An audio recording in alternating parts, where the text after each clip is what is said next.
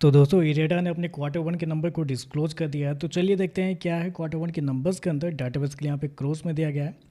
तो देखिए पिछले क्वार्टर की बात करते हैं तो पिछले क्वार्टर में कंपनी का टोटल रेवेन्यू जो कंपनी ने ऑपरेशन के थ्रू जनरेट किए थे 1904 करोड़ के आसपास।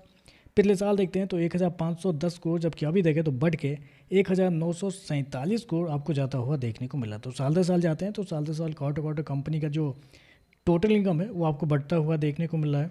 और अगर कंपनी के इंटरेस्ट इनकम की बात करते हैं तो पिछले क्वार्टर में 1861 करोड़ जनरेट किए थे, पिछले साल 1482 करोड़, जबकि अभी देखें तो बढ़ के 1908 करोड़ आपको जाता हुआ देखने को मिला। तो इंटरेस्ट इनकम भी देखें तो आपको साल दर साल क्वार्टर क्वार्टर बढ़ता हुआ देखने को मिल रहा है। चलिए कंपनी के नेट इंटरेस्ट इनकम को देख लेते हैं, क्योंकि फाइनेंस सेक्टर की बेसिकली कंपनी है तो यहाँ पे एनआईआई सबसे इंपॉर्टेंट होता है। तो देखिए पिछले साल की बात करते हैं तो पिछले साल कंपनी का जो नेट इंटरेस्ट इनकम था वो था आपका 507 करोड़। पिछले क्वार्टर में देखते हैं तो पिछले क्वार्टर में 758 करोड़ के आसपास, जबकि इस क्वार्टर में देखते हैं तो कंपनी का नेट इंटरेस्ट इनकम 690 करोड़ आपको जाता हुआ देखने को मिल रहा है। तो यहाँ पर देखते हैं तो कंपनी का नेट इंटरेस्ट इनकम साल दर साल तो बढ़ा है, लेकिन क्वार्टरली बेस पे जाते हैं तो क्वार्टरली बेस पे कंपनी का नेट इंटरेस्ट इनकम गिरता हुआ देखने को मिल रहा है। जी हाँ, गिरता हुआ देखने को मिल रहा है। कंपनी ने 690 करोड़ का एनआईआई शो किया इस क्वार्टर में, जबकि मार्केट का जो अनुमान था वो था लगभग 795 करोड़ के आसपास। तो यहाँ पर देखें तो बिलो एस्टीमेट आपको देखने को मिल रहा है। मतलब बहुत रेयर ही, शायद ही मैंने कभी देखा होगा कि कंपनी का क्वार्टरली बेस पे नेट इंटरेस्ट इनकम गिरता हुआ देखने को मिला है। हर क्वार्टर बढ़ता हुआ देखने को मिल रहा था, लेकिन इस क्वार्टर में गिरता हुआ देखने को मिल रहा है। खर्चे की बात करते हैं तो देखिए पिछले क्वार्टर में 1284 करोड़ खर्च किए थे, पिछले साल 1034 करोड़, अभी देखें तो 1654 करोड़ के आसपास आपको देखने को मिल रहा है। तो खर्चे देखें तो खर्चे भी आपको बहुत ज़्यादा इस क्वार्टर में देखने को मिल रहा है। और उसके पीछे का रीज़न आप कह सकते हैं कंपनी के फाइनेंशियल इंस्ट्रूमेंट को जाता है, क्योंकि इस क्वार्टर में कंपनी ने इम्पेयरमेंट ऑन फाइनेंशियल इंस्ट्रूमेंट के नाम पे 362 करोड़ रुपए गंवाए हैं, जबकि पिछले साल कंपनी को 30 करोड़ का फायदा हुआ था। पिछले क्वार्टर में 129 करोड़ कंपनी ने गंवाए थे। तो कंपनी ने बहुत ज़्यादा ये फाइनेंशियल इंस्ट्रूमेंट के नाम पे इस क्वार्टर में कंपनी ने पैसे खर्च कर दिए हैं, जिसकी वजह से कंपनी का एक्सपेंस बहुत ज़्यादा हाई हो गया है, और जिसकी वजह से प्रॉफिट के अंदर दबाव आपको देखने को मिल रहा है इस क्वार्टर में।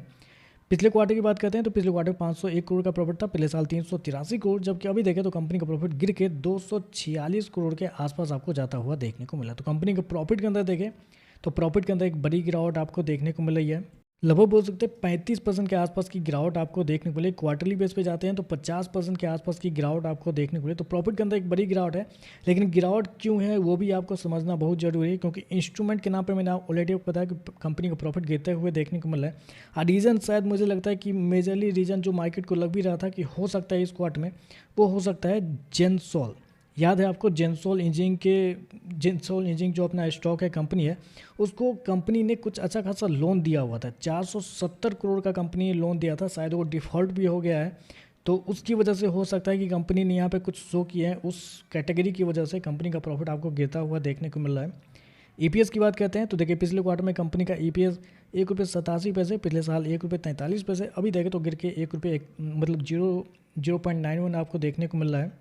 और ऐसे में कंपनी के एनपीए की बात करते हैं तो कंपनी का ग्रॉस एनपीए 2.19 से बढ़ के 4.13 आपको जाता हुआ देखने को मिला है, जो कि ऑलरेडी मैंने बताया कि जेंसोल की वजह से ये ऐसा आपको देखने को मिला है। और नेट एनपीए 0.95 से बढ़ के 2.06 आपको जाता हुआ देखने को मिला। तो कंपनी का नेट एनपीए ग्रॉस एनपीए दोनों देखें तो बढ़ता हुआ देखने को मिला, और कंपनी का जो मार्जिन है वो आपको गिरते हुए देखने को मिले, 25% से गिर के 12.5% के आसपास आपको देखने को मिल रहा है। तो आप कह सकते हैं नंबर तो थोड़े कमज़ोर आपको लग रहे हैं, लेकिन मार्केट को ऑलरेडी ये पता था कि जेंसोल की वजह से कंपनी का प्रॉफिट के अंदर दबाव पड़ेगा, तो उससे कोई दिक्कत नहीं है। लेकिन कंपनी का नेट इंटरेस्ट इनकम जो क्वार्टरली बेस पे गिर रहा है वो शायद मुझे लगता है कि थोड़ा सा यहाँ पे नेगेटिव है। प्रॉफिट पर मुझे नहीं लगता कि ज़्यादा कुछ प्रॉब्लम होनी चाहिए, लेकिन रेवेन्यू मतलब कंपनी का नेट इंटरेस्ट इनकम जो क्वार्टरली बेस पे गिरा है वो थोड़ा सा मुझे लगता है यहाँ पे नेगेटिव देखने को मिल रहा है।